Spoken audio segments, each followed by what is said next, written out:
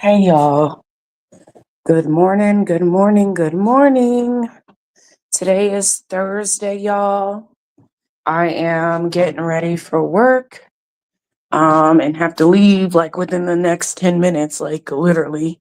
But I wanted to check in with you guys and do this video really, really quick because again, there's a lot happening. Um and a lot of things that is going on in today's society that people are kind of freaking out about. And I just wanted to give my personal opinion again as to what I see happening and taking place. One of the conversations that Trump is currently having surrounds uh I guess I could just do this jumpsuit really quick. um it surrounds the idea and or notion um that I could do the dress. um Trump will be limiting Section 8 terms to about 2 years. And I think that's fair. um Here's the deal. When I was young, I had a Section 8 voucher at one point in my life. um And I also gave up a Section 8 like a voucher. Part of that was because in the city that I live in, there's a lot of people who weren't really interested in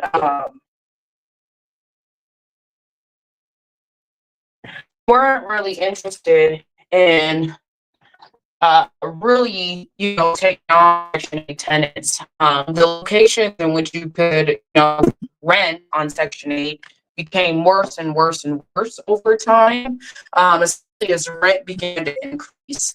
And so for me, I always had this idea that I want to live in a nicer home. And so when you start to realize some of these places that accepted Section 8 versus like maybe a few years prior, because things really changed in the housing market here in Colorado. Um, Good places are no longer. Okay? As a result of that, I knew I had friends that was some of the worst places, right? And it was just no longer appealing for me to want to be on Section 8 housing. Now, give you guys some backstory. I had my own place at 18, working at 16. There was a fire in my apartment building at one point that kind of put me in a position where I was homeless, right? Um, didn't live in the greatest places. Ended up getting a place. Uh, and I remember, my landlord telling me that if I didn't figure out my life in a certain amount of time. I always had these people in my life by the grace of God. I always believe it was God. I'm talking me through people. But just kind of preparing me and letting me know, hey, the rental market is going to change. Pretty soon, it's going to be harder for you to rent. And so I was one of these teens when you hear about, on TikTok and these young people talking about how life is hard and they don't feel like they can get ahead and all that. That started with my generation in terms of like the rents rising, trying to figure out what we gonna do with life, how are we gonna make this work. And I remember him telling me rent's about to increase significantly, white man, right? And that he was willing to help me, but that things were going to change eventually. And that I needed to come up with a game plan to be able to survive. And at that time, I would say 4 years later, around, I can't remember because I remember him being my landlord and then some company coming in, raising up rents, new ownership, right? And things kind of changed drastically. And at that time, you had a huge migration from Colorado, the people who could not afford to live here any longer, um, uh, really, leaving the other states like Texas or wherever, right? So people, a lot of your natives are actually no longer here anymore. And I remember thinking to myself, like, if I could just afford to live here, I must be doing better than a lot of people, right? So I ended up, I had a lot of thoughts. When I was younger, I used to cry to my dad a lot because I was always frustrated that I couldn't make it, frustrated that I wasn't where I thought I should be at that time. My dad kept telling me, just be patient, and he would always give me these Shaolin monk quotes, right? That in your moment, when you're feeling like you're not enough, it doesn't feel good to really hear because you want a solution immediately. But I was also pretty young, right? So I remember watching this documentary, and I always talk about this in my videos, but I watched this documentary where they were discussing how, people who come here, quote unquote, illegally or legally, come here, and a lot of them end up thriving more so. I think it was just a documentary on welfare for those people. I can't recall at the time what like the details were, but I remember this lady telling me or saying on the documentary that as a Spanish person who came here from, I guess, Mexico or wherever she came from, she actually turned down welfare. And her belief was is that God will provide. Like God knows her bills. Like she had enough faith in God to believe that God will provide for her. And she said all of her bills, because, I mean, again, she's very religious, but because God knows what her bills are, and because of her faith, not saying that she doesn't work hard, because faith and hard work go hand in hand, right? Um, is she's always able to provide for herself. So she did not want Section 8, right? I had been when I was younger, and I remember doing the math about Section 8, right? And I talk about this too, how at one point, I don't know if it's changed, but at one point, having $0 in your pocket meant that you had to pay $25 unless you could get approved for like some sort of indigenacy or some crap like that.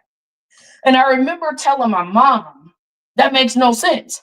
Like, if I don't have no money, how the hell you think I'm gonna come up with $25? Now, broke people come up with ways to get money. You find money, come up with ways to support your vices and stuff like that. But realistically, when you're looking at the math, you're now $25 in the hole. So for me, I kept telling my mom, this makes no sense. Like, it's kind of set up for people to fail in a way. That's how I always looked at it. Okay.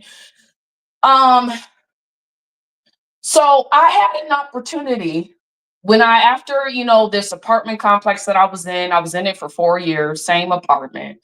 And these people from California came in, bought up the complex. And like I said, this was around the time that, Section 8 was beginning to, you were beginning to see a lot of landlords say they don't even want Section 8 tenants. And so for me personally, I was like, when I saw the kind of conditions that my friends were kind of living in, I just chose to go the other way. I chose to give up my voucher.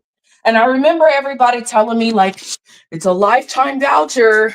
Are you sure you want to do this? You could take it to, it was a voucher where I could take it anywhere around the country and live, right? But I grew up in middle class. Okay. I grew up where my dad, my mom, they both own their homes, right? That's really all I know, hardworking individuals, military.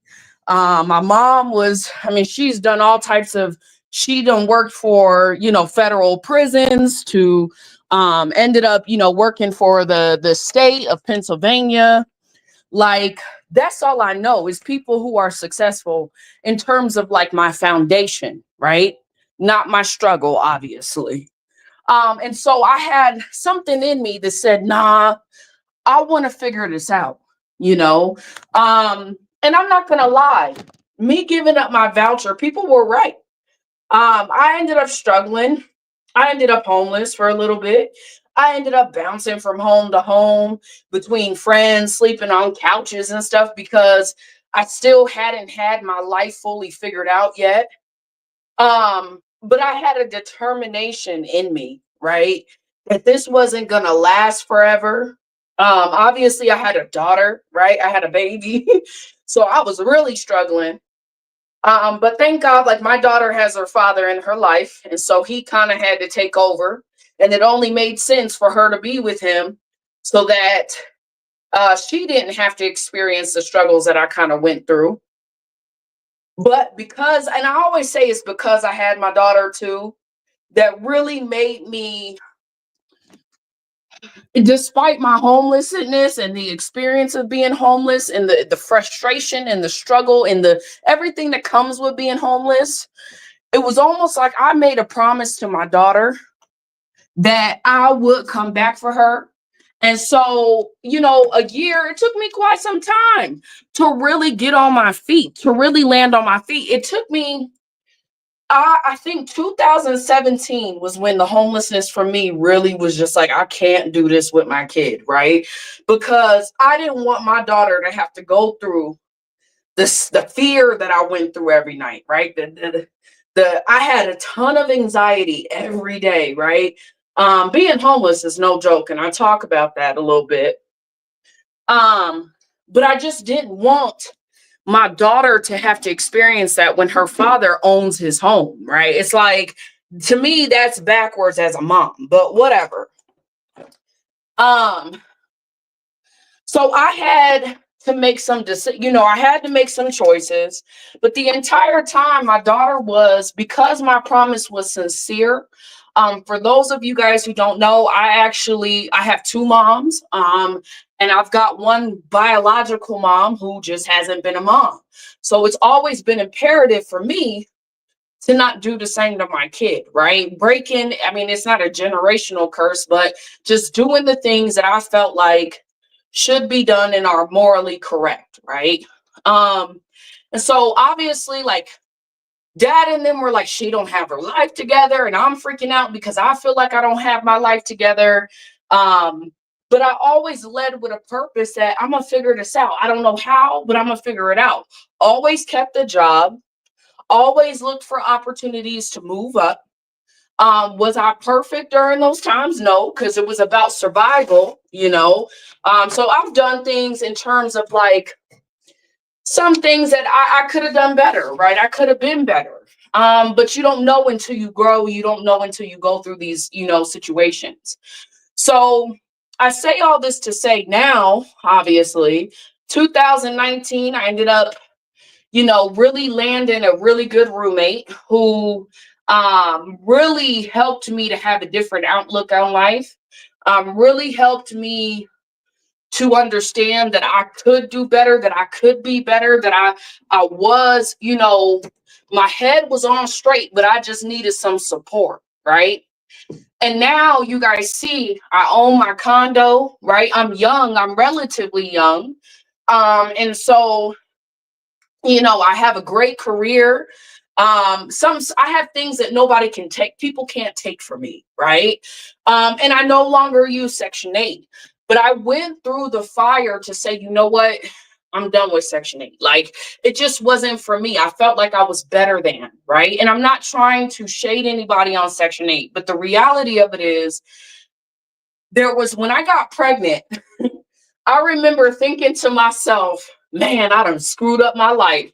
I'm on Section 8. And the biggest fear I had was being like that welfare mom with 25 kids, really struggling through life. Like, that was a real, genuine fear of mine. And so I had a lot of things that motivated me not to be on Section 8. And when I share this, because I only got so much time, but when I share this, I want people to understand Section 8 is not everything. you know.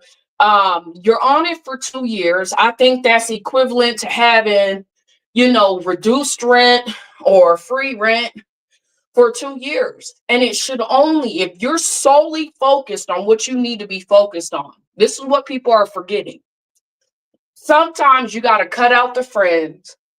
You got to cut out a lot of shit to be able to sit and change your life within 6 months. I went from, in 5 years, I went from having nothing, literally nothing, to being on the bus, right? Homeless, to owning a home and have a solid career. Like, you can do it, and I think a lot of people, they get complacent. I don't want to say lazy, but complacent. They get they're used to having free. It's all about me. The problem is, though, when you have people on Section 8 for long terms, right? Long times, it creates this situation where the young people coming up, and I'm just speaking from my experience, right? The young people coming up beneath you don't even have a real opportunity when they're struggling. Not saying all the young people are struggling, but it's a lot of them that could benefit from Section 8, right? That could benefit from having 2 years of, free rent or reduced rent or whatever. But there are these waiting lists because you have people on these Section 8 housings for forever. The waiting lists are hard. It's hard to get on these things. It's hard. Just, you got folks waiting 2-3 years to get Section 8 that really probably genuinely need it. So, not to mention the tax dollars, right, that are going into, paying that reduced rent and that affordable housing and all this crap that they keep putting out there. I'm not a big fan of programs, right? I grew up in programs pretty much my whole life. And I know that there's a lot of people who don't take advantage of them in the way that they should be. Okay. So I think that 2 years worth of rent is going to force people to understand this ain't forever.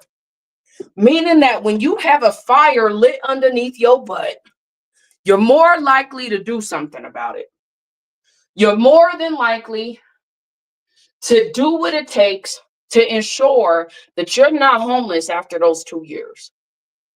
And then, to be honest, this is where I think people who really work hard for what they have, there's a disconnect with people who are struggling sometimes, because it really don't take that long. I think people think it takes a long time, and they try to give you this BS about how, I've been homeless for 7 years or 8 years.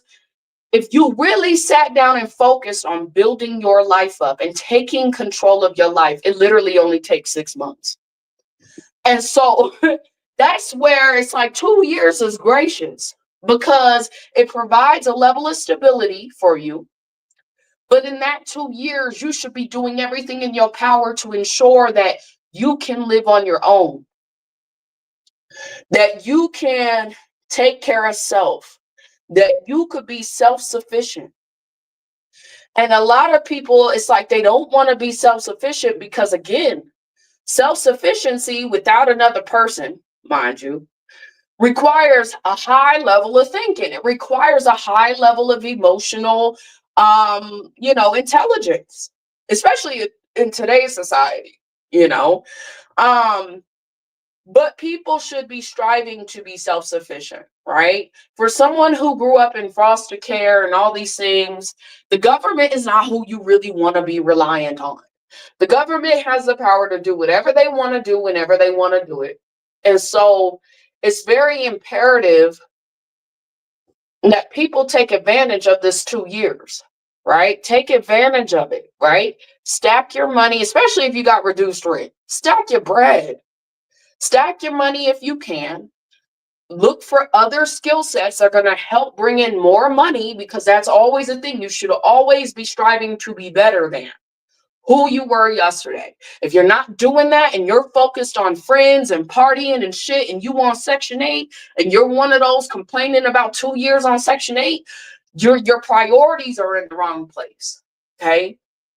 You give me, I remember when I was homeless, you give me 2 years free? Oh man, I'm leveling up big time. That's where people have to understand. It's time for people to take control over their life. And I appreciate the president putting some pressure on some people. It has to happen because they ain't putting pressure on themselves. And like I always say, pressure either makes pipes bust or it creates diamonds. You either that rose that grew from the concrete or you're the weed that folks are trying to pull out and get rid of. It's your choice. So I'm in full support of his decision. I think, like I said, it's going to allow many people to get that opportunity for Section 8. I understand single moms and, you know, you got kids and all these things, but how I see it is you laid down and had these kids, right? And at the end of the day, you owe it to your children to be better than what the hell you have settled for, right?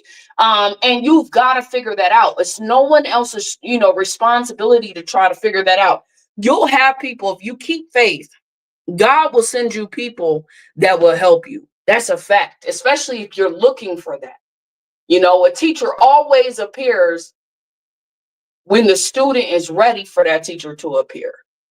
So don't think that, because I'm in this situation, I can't do it. I can't. That's a lie. It's going to be hard, but nothing in life is easy. So it's time that somebody puts pressure on these folks. Like I say, there's no reason you should, if you know that you cannot primarily take care of children by yourself, there's no reason to be having them in mass right now. You got to focus on you. Stop with all the men and, a lot of women are just focused on the wrong shit. Get your money up, get your career up, get some new skills, and get the hell off of Section 8. It ain't going to cause homelessness unless people allow it. It's a choice at the end of the day. And these young people coming up, they still trying to figure it out. So I do have a little grace for them. But grown-ass people, nah. You should be in a position to where you are setting yourself up for ownership, renting, whatever the case may be. But living off the government for a very long period of time is just not where it's at. So that's all I got to say on the matter, y'all. Let me know what y'all think down on the comments below. What are your thoughts on this 2 years of Section 8? Do you think that this is a bad thing or a good thing? And if so, why? Let me know what y'all think, y'all. I'm out. Peace.